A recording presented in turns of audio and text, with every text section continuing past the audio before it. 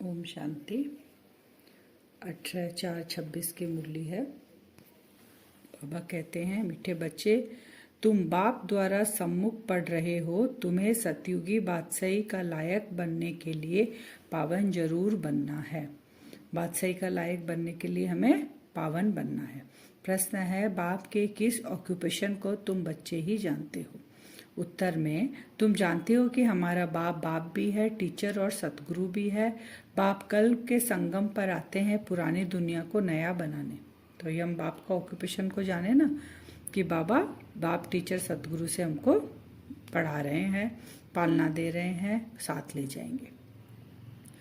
तो एक आदि सनातन धर्म की स्थापना करने बाबा आए। बाप अभी हम बच्चों को मनुष्य से देवता बनाने के लिए पढ़ा रहे हैं। ये ऑक्यूपेशन हम बच्चों के सिवाय और कोई नहीं जानता। बच्चे ही जानेंगे ना अपने पापा का, अपने पिताजी का क्या ऑक्यूपेशन है। दूसरा थोड़ी बाहर वाला जानेगा, तो हम बच्चे ही जानते हैं। गीत है, भोलेनाथ से निराला कोई और नहीं, ऐसी बिगड़ी को बनाने वाला कोई और नहीं। जैसे हमारी तकदीर बिगड़ गई है, हम बाबा कहते हैं ना, पारस बुद्धि से पत्थर बुद्धि बन गए हैं। अब उस तकदीर को बनाने वाला शिव बाबा के सिवाय कोई नहीं। ओम शांति। बाबा कह रहे, ओम शांति का अर्थ तो बच्चों को बार बार समझाया। ओम माना मैं आत्मा और मेरा यह शरीर। शरीर भी कहता है कि मेरी यह आत्मा है। जैसे शिव बाबा कहते हैं तुम मेरे हो, बच्चे कहते हैं बाबा आप हमारे हो, वैसे आत्मा भी कहती है मेरा शरीर, शरीर कहेगा मेरी आत्मा। दोनों कंबाइंड है। कंबाइंड होने के बाद क्या कहेंगे? शरीर बोलेगा आत्मा, आत्मा बोलेगा शरीर। जैसे शिव बाबा हम बच्चों को, क्योंकि हम भी बाप के साथ कंबाइंड रूप से रहते हैं, तो बाबा भी कहते हैं बच्चे हम हमारे हो, बच्चे भी कहते हैं बाबा हम हमारे, आप हमारे हो। तो अभी आत्मा जानती है मैं अविनाशी हूँ। आत्मा बिगड़ शरीर कुछ ना कर सके।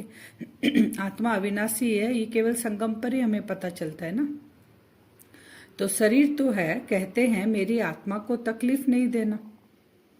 मेरी आत्मा पाप आत्मा है व मेरी आत्मा पुण्य आत्मा है। तुम जानते हो मेरी आत्मा सतयुग में पुण्य आत्मा थी। आत्मा खुद भी कहेगी मैं सतयुग में सतो प्रधान अथवा सच्चा सोना थी। सोना है नहीं, यह एक मिसाल दिया जाता है। हमारी आत्मा पवित्र थी, गोल्डन एज थी। अभी तो कहते इम्प्योर हूँ। ये कौन इम्प्योर हो रहा है? आत्मा हो रही है ना। आत्मा गोल्डन एज थी, फिर सिल्वर कॉपर आयरन एज बनी है। तो फिर उसका से जो बाबा बोलते हैं ज्वेलरी जो बनेगी, सोना आत्मा जैसे सोना है, तो उसकी ज्वेलरी क्या है? ये शरीर है, तो उसमें भी खाद पड़ती जाती है। तो दुनिया वाले यह नहीं जानते। तुमको तो श्रीमत मिलती है, तुम अब जानते हो हमारी आत्मा सतो प्रधान थी, अब तमो प्रधान बनी है। हर एक चीज ऐसी होती है, बाबा कहते हैं। माने 4 स्टेज से पार होती है, सतो रजो तमो फिर तमो प्रधान, हर एक स्टेज। तो बाल, युवा और वृद्ध, पहले बाल होते हैं, फिर युवा, फिर वृद्ध। हर चीज नए से पुरानी जरूर होती है, 4 स्टेज से गुजरती है। दुनिया भी पहले गोल्डन एज सतो प्रधान थी, फिर तमो प्रधान आयरन एज्ड है, तभी दुखी है। सतो प्रधान माने सुधरी हुई, तमो प्रधान माने बिगड़ी हुई। अभी सब कुछ बिगड़ा हुआ, सब उल्टा पुल्टा होके रखा है। सुधारना भी चाह रहे तो नहीं सुधर पा रहे। गीत में भी है, कहते हैं ना बिगड़ी को बनाने वाला। तो पुरानी दुनिया बिगड़ी हुई है क्योंकि रावण राज्य है और सभी पतित है। सतयुग में सब पावन थे, उनको न्यू वाइसलेस वर्ल्ड कहा जाता था। और बाबा कहते हैं ये क्या है? ओल्ड विशेष वर्ल्ड। अब कलयुग आयरन एज है। यह सब बातें कोई स्कूल कॉलेज में नहीं पढ़ाई जाती है, भगवान आकर पढ़ाते हैं। अगर स्कूल कॉलेज में पढ़ाई जाती तो इतना तमो प्रधान भ्रष्टाचारी दुनिया होती ही नहीं। और राजयोग सिखाते हैं बाबा, पढ़ाते हैं, राजयोग सिखाते हैं। गीता में लिखा हुआ भगवान वाच श्रीमद भगवत गीता। श्रीमद माने श्रेष्ठ मत, श्रेष्ठ ते श्रेष्ठ, ऊंच ते ऊंच भगवान है। उनका नाम एक्यूरेट शिव है। अब बाबा बता रहे हैं कि मेरा नाम क्या है। इतने नाम जो बाबा के रखे हैं, लेकिन असली नाम बाबा का शिव है। रुद्र जयंती व रुद्र रात्रि कभी नहीं सुना होगा। शिवरात्रि कहते हैं ना, अब शिवरात्रि को रुद्र रात्रि थोड़ी कहते हैं, शिव ही नाम बाबा का है। तो शिव तो निराकार है। अब निराकार की रात्रि व जयंती कैसे मनाई जाए?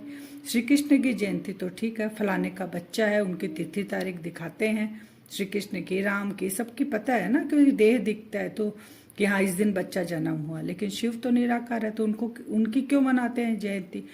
शिव के लिए तो कोई जानते ही नहीं कब पैदा हुआ, यह तो जानना चाहिए ना।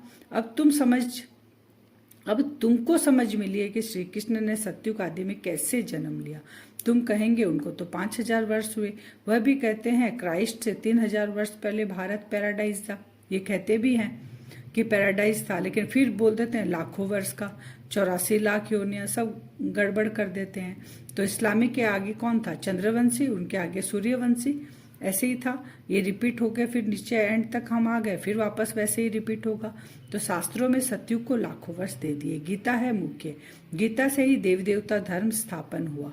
वह सतयुग त्रेता तक चला, अर्थात गीता शास्त्र से आदि सनातन देवी देवता धर्म की स्थापना हुई, परमपिता परमात्मा ने की। अभी जो शिव बाबा हमको शिव जयंती, कल की मुरली में था, फिर गीता जयंती, फिर श्री कृष्ण जयंती, तो बाबा के मुख से जो गीता हम सुन रहे हैं उससे आदि सनातन देवी देवता धर्म की स्थापना हो रही है।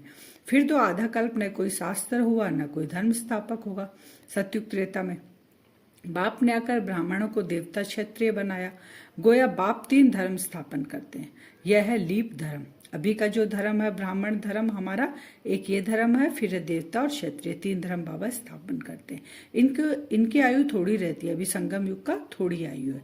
तो सर्वशास्त्र शिरोमणि गीता भगवान ने गाई है। बाप पुनर्जन्म में नहीं आते हैं, जन्म है, परंतु बाप कहते मैं गर्भ में नहीं आता हूँ। शिव जयंती मनाते हैं तो जन्म तो है ही बाबा का, गर्भ में नहीं। मेरी पालना नहीं होती। सतयुग में भी जो बच्चे होते हैं वह गर्भ महल में रहते हैं। रावण राज्य में गर्भ जेल में आना पड़ता है। बाबा अब क्लियर करके बता रहे हैं कि सतयुग में जो होता है गर्भ होता है ना, वो महल होता है, बच्चे बहुत सुख शांति से अंदर रहते हैं। और रावण राज्य जैसे द्वापर से शुरू होता है, गर्भ जेल बन जाता, बच्चा तड़पता है अंदर। तो बाबा कहते हैं मैं तो दोनों में ही नहीं आता हूँ, क्योंकि मेरा शरीर है नहीं, ना मैं गर्भ में आता हूँ, ना मेरी कोई पालना करता, मैं तो अवतरित होता हूँ, आदि सनातन देवी देवता धर्म की स्थापना करता हूँ, फिर परम धाम में जाकर बैठ जाता हूँ, फिर भक्ति में साक्षात्कार का पाठ मेरा होता है। तो पाप जेल में बाबा कहते हैं रावण राज्य में गर्भ जेल में आना पड़ता है। पाप जेल में भोगे जाते हैं, गर्भ में अंजाम माने करते हैं। जो उसने पाप किया वो गर्भ जेल में भोगना पड़ता है। कब?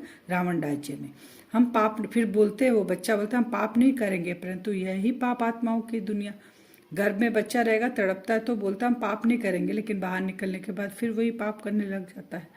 तो बाबा कहते हैं वहां के वहां रहे, वहां के वहां रहे। यहाँ भी बहुत प्रतिज्ञा करते हैं पाप नहीं करेंगे, मैंने बाबा के सम्मुख। 1-2 पर काम कटारी नहीं चलाएंगे, क्योंकि विकार आदि मध्य अंत दुख देता है। सतयुग में विष है नहीं, तो मनुष्य आदि मध्य अंत 21 जन्म दुख भोगते नहीं, क्योंकि राम राज्य है। उसकी स्थापना बाप फिर से कर रहे हैं। संगम पर ही स्थापना होगी ना, क्योंकि लास्ट जब चारों युग खत्म हो जाएगा, फिर नया युग जब शुरू होगा, तो स्थापना कब होगी? जब खत्म होगा और स्टार्ट होने का जो बीच का समय रहेगा उसी में होगी स्थापना। जो भी धर्म स्थापन करने आते हैं उनको कोई भी पाप नहीं करना है। आधा समय है पुण्य आत्मा, फिर आधा समय बाद पाप आत्मा बनते हैं। तुम सतयुग त्रेता में पुण्य आत्मा रहते हो, फिर पाप आत्मा बनते हो। बाबा कहते हैं सतो प्रधान आत्मा जब ऊपर से आती है तो वो सजाए खा नहीं सकती। ये बाबा ने बहुत अच्छा क्लियर किया है कि जो सतो प्रधान आत्मा चाहे वो किसी समय भी आए, अगर फर्स्ट टाइम वो आ रही है तो आते ही वो सजाए नहीं खाएगी, क्योंकि वो पवित्र बनकर ऊपर गई है ना। तो वही बाबा क्लियर करें, क्राइस्ट की आत्मा धर्म स्थापन करने आई। क्राइस्ट की आत्मा ऊपर से जब फर्स्ट आएगी तो वो भी जिस शरीर में प्रवेश करती है, माने उनको कोई सजा मिल न सके। कहते हैं क्राइस्ट को क्रॉस पर चढ़ाया, परंतु उनकी आत्मा ने तो कोई विकर्म आदि किया ही नहीं, वो तो फर्स्ट अवतरित हुई है।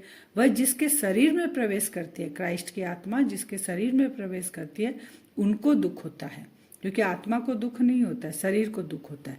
वह सहन करते हैं। जैसे इसमें बाबा आते हैं, माने ब्रह्मा तन में बाबा आते हैं, तो वह तो है ही सतो प्रधान शिव बाबा। तो कोई भी दुख तकलीफ इनकी आत्मा को होता है, शिव बाबा को नहीं होता है। अगर कुछ भी खांसी आती है, बीमार होते हैं, बुखार होते हैं, तो ब्रह्मा बाबा को तकलीफ होगी, लेकिन शिव बाबा उनके अंदर विराजमान, उनको नहीं होगी। तो वैसे ही क्राइस्ट की आत्मा जिसमें प्रवेश करती है उस शरीर को होगा, क्राइस्ट की आत्मा को नहीं होगा। वह तो सदैव सुख शांति में रहती है। एवर सतो प्रधान है कौन? शिव बाबा। परंतु आते तो इस पुराने शरीर में है ना। वैसे क्राइस्ट की आत्मा ने जिसमें प्रवेश किया उस शरीर को दुख हो सकता है, क्राइस्ट की आत्मा दुख नहीं भोग सकती है, क्योंकि सतो रजो तमो में आती है। स्टार्टिंग में वो आई है तो वो सतो रजो तमो में आने के बाद ही तमो प्रधान होगी। तो नई नई आत्माएं आती भी तो है, उनको पहले जरूर सुख भोगना पड़े, दुख भोग नहीं सकती, लॉ नहीं कहता है। ये बाबा क्लियर कर रहे हैं। फिर है बाबा कहते हैं यह सब जो राज है अभी बाप बैठ हमको समझाते हैं, इस सहज राजयोग से ही स्थापना हुई थी। बाबा कहते हैं मैं जो ये राजयोग तुमको सिखाया हूं इससे ही स्थापना होती है। यह बातें बाबा कहते हैं भक्ति मार्ग, जो फिर भक्ति मार्ग में यही बातें गाई जाती है। अभी जो बाबा हमको समझाते हैं वही बातें भक्ति मार्ग में गाई जाती है। संगम पर जो कुछ होता है वह गाया जाता है। भक्ति मार्ग शुरू जैसे सत्यनारायण की कथा बाबा अभी सुनाते हैं, सच्ची सच्ची कथा वो भक्ति में गाई जाती है। अमर कथा भक्ति में गाई जाती है। गीता बाबा सुना रहे वो शास्त्र के रूप में गाए जाते हैं। रामायण वो अभी की है वो गाई जाती है। तो वही बाबा कहते हैं अभी की सब भक्ति में गाया जाता है। तो फिर शिव बाबा कहते हैं भक्ति मार्ग शुरू होता है तो फिर सबसे पहले शिव बाबा की पूजा होती है। वही लक्ष्मी नारायण जब राज्य करते थे तो पूज्य थे, फिर वाम मार्ग में आ जाते हैं तो फिर पूज्य से पुजारी बन जाते हैं। सबसे पहले शिव बाबा की पूजा, फिर उसके बाद लक्ष्मी नारायण की पूजा होती है। बाबा कहते हैं वही फिर वाम मार्ग में जाते हैं तो पुजारी बन जाते हैं, खुद ही अपनी मूर्ति की पूजा करने लग जाते हैं, खुद को भूल जाते हैं। बाबा फिर कहते हैं त्रिमूर्ति के नीचे लिखा हुआ है deity world sovereignty is your God fatherly birth right. Shiv Baba आकर तुम बच्चों को स्वर्ग की बादशाही का वर्षा दे रहे हैं और हमें लायक बना रहे हैं, ये हमारा अधिकार है।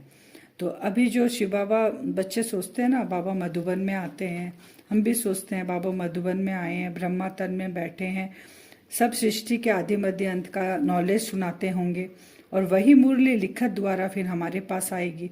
तो बाबा कहते हैं ऐसा और कोई सत्संग में कोई भी नहीं समझेगा। गाते हैं God father is knowledgeful peaceful blissful, तो उनका बाबा बोले वर्षा भी चाहिए ना, उनमें जो गुण है वह बच्चों को मिलने चाहिए ना। जो हमारे गॉड फादर के पास है, जो हमारे पिता के पास है, सारी प्रॉपर्टी हमको मिलनी चाहिए। तो बाबा कह रहे अभी मिल रही है तुमको। सतयुग में वजीर भी नहीं होता बाबा कहते हैं, क्योंकि वहाँ महाराजा महारानी में इतना पावर होता है कि वहाँ राय लेने की वजीर की दरकार ही नहीं, वजीर अभी चाहिए। तुम्हारी है याद की यात्रा जिसको भारत का योग कहते हैं। बाबा कहते हैं ये भारत का योग है, परंतु अर्थ तो नहीं समझते हैं। योग अर्थात याद जिससे विक्रम विनाश होते हैं, फिर यह शरीर छोड़ घर चले जाएंगे। अब बाबा योग का मतलब बता रहे हैं। योग का मतलब क्या होता है? याद। याद से हम क्या करेंगे, करते करते हमारे विकर्म विनाश होंगे और हम ये शरीर छोड़ फिर अपने घर चले जाएंगे। बाप समझाते हैं सतयुग में ये विकार होते नहीं, उसको निर्विकारी दुनिया कहा जाता है। विकारी दुनिया को निर्विकारी बनाना यह तो बाप का ही काम है।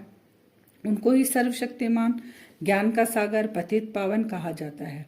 जो सर्वशक्तिमान है हमारा पिता, वो ही आकर हमें निर्विकारी बनाता है, क्योंकि बाकी कोई जितनी भी आत्माएं हैं वो सब मनुष्य का शरीर लेंगी तो उनमें विकार तो है ही, वो निर्विकारी कैसे बना सकते हैं। इस समय सब भ्रष्टाचार से पैदा होते हैं। सतयुग में ही वाइसलेस दुनिया है। यहाँ कह रहे हैं बाबा भ्रष्टाचार से पैदा होता है। बाप कहते हैं अब तुमको विशेष से वाइसलेस बना रहा हूँ। कहते हैं इस बिगर बच्चे कैसे पैदा होंगे। बाप समझाते हैं तुम्हारा अंतिम जन्म है अभी, अब जाके जन्म हम कहाँ लेंगे। बाबा कह रहे हैं सतयुग में लेंगे ना, तो अभी तुम्हारा अंतिम जन्म है, मृत्यु लोक ही खत्म होना है, फिर इसके बाद विकारी लोग होंगे नहीं, सतयुग में जन्म लेंगे। तो इसलिए बाप से पवित्र बनने की प्रतिज्ञा करनी है। अभी जैसे हम पवित्र बनेंगे वही संस्कार आत्मा लेके जाएगी। तो गॉड जिसके लिए कसम उठाते हैं उसको तो जानते नहीं। बाबा कहते हैं हर बात में कसम उठा लेते हैं गॉड फादर की, लेकिन उसको ही नहीं जानते वह कब कैसे आता है, उनका नाम रूप देश काल क्या है। तो बाबा कहते हैं कुछ भी नहीं जानते, इसलिए आज सब भटक ही रहे हैं। आज का वरदान है सर्व खजानों से भरपूर बन अपने चेहरे द्वारा सेवा करने वाले सच्चे सेवाधारी भव। सारे खजाने से हम आत्मा भरपूर है, ये हमारे चेहरे से सेवा से हमें दिखना चाहिए, वही सच्चे सेवाधारी है।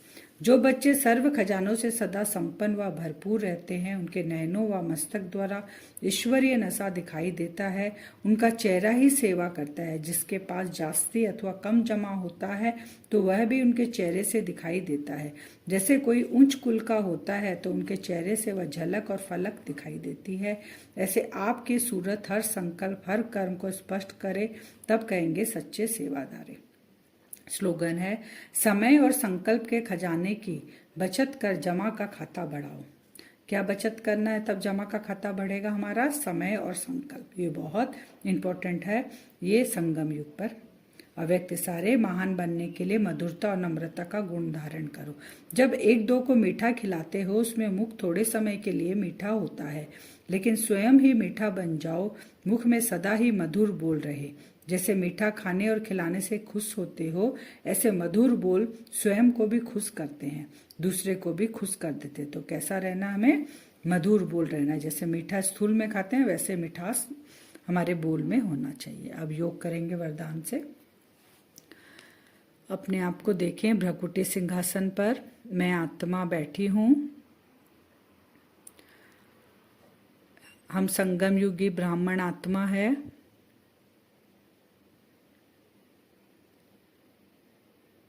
बहुत भाग्यशाली आत्मा हूं मैं। बाबा के पास जो भी वर्षा है उसको आज हम प्रत्यक्ष करेंगे। जो भी आत्माएं मेरे सामने आएगी, मुझे देख शिव बाबा की याद उन्हें आएगी कि जरूर इनके साथ वो सुप्रीम पावर, वो परमपिता परमात्मा, उनकी शक्तियां इनके अंदर है। अपने आप को देखें भ्रकुटी सिंहासन पर आत्मा बैठी है। एकदम पावरफुल स्थिति। मुझ आत्मा के अंदर सारे गुण और शक्तियां भरपूर है। मेरे दृष्टि से, मेरी भ्रकुटी से जितने भी आत्माएं मेरे सामने आ रही हैं, सबको वो सातों गुण का साक्षात्कार हो रहा है। तड़पती हुई आत्माएं जो आपके सामने आ रही हैं, बाबा कहते हैं ना लास्ट में भीड़ लग जाएगी, नजरों से निहाल तुम्हें करना होगा। आज वही प्रत्यक्षता हमें करनी है। आंखों से वो सातों गुण की वाइब्रेशन बाहर निकलकर आत्माओं को प्राप्त हो रही है और आत्माएं साक्षात्कार कर रही हैं। जैसे अष्टभुजाधारी दुर्गा के 8 हाथ दिखाते हैं, ऐसे 8 शक्तियां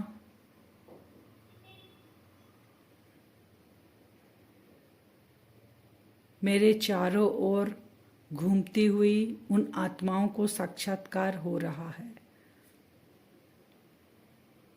अष्ट शक्तियों से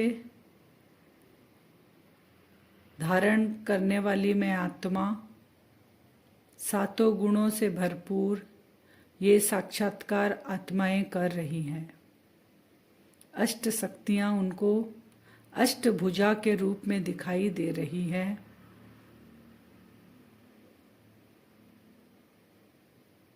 उस स्थिति और नशे में सारा दिन रहें कि मैं वो ही आत्मा हूँ जिनकी मंदिरों में पूजा हो रही है। सारा दिन चलते फिरते जो भी आत्माएं सामने आ रही है वो साक्षात्कार कर रही है 8 शक्तियों का। 7 गुण उनको जाके टच कर रहे हैं। वो भी अपने दुखों और कष्टों से मुक्त हो रही है। बाबा की प्रत्यक्षता मुझ आत्मा के द्वारा हो रही है। सारा दिन ये करना है। ओम शांति।